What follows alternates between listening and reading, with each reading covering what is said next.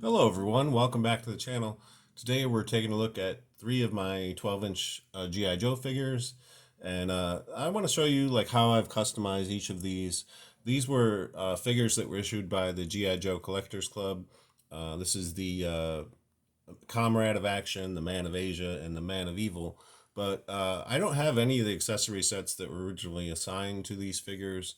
So I basically just categorize them as foreign adventurers because they each use a foreign head sculpt that was originally created for the Soldiers of the World line back in the 1960s when G.I. Joe was trying to expand their line.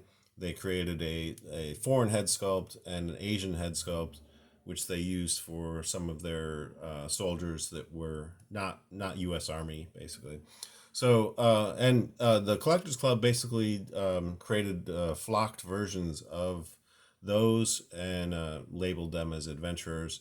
And they were the sort of giveaway item.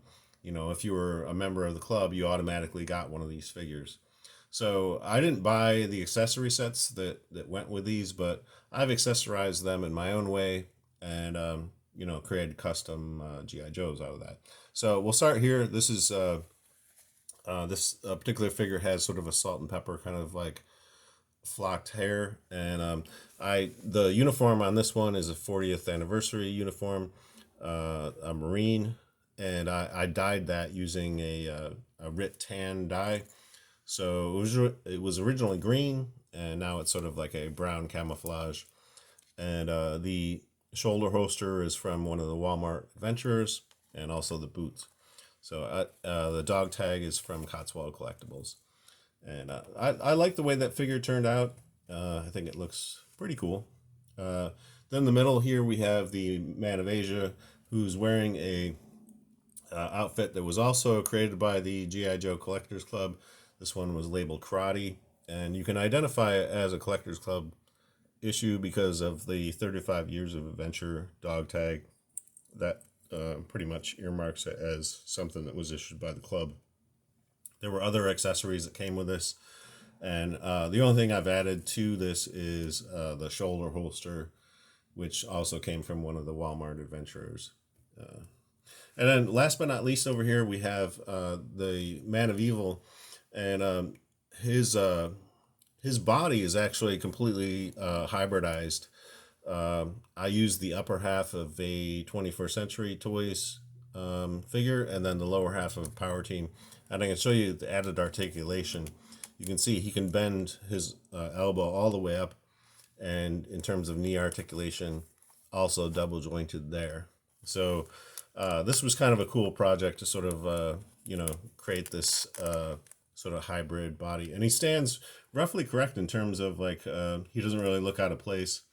And the hand design on this particular figure from 21st Century was roughly correct in terms of the size of the hand to match up with a Kung Fu grip hand. And then the uniform on this figure, I believe, was issued by Lanyard or Lanyard. I'm not sure how that's pronounced, but this came with one of the dog figures that they had. They basically had a series of figures that were 12-inch, and then they had like a dog's head. It was a very strange series of figures that they released, but the uniforms were incredible. So I bought several of them, and this one in particular, it almost looked like a commander kind of uniform. So that seemed to fit very well with this particular figure. And then the dog tag is Timeless Collection, and then the shoulder holster is from Cotswold.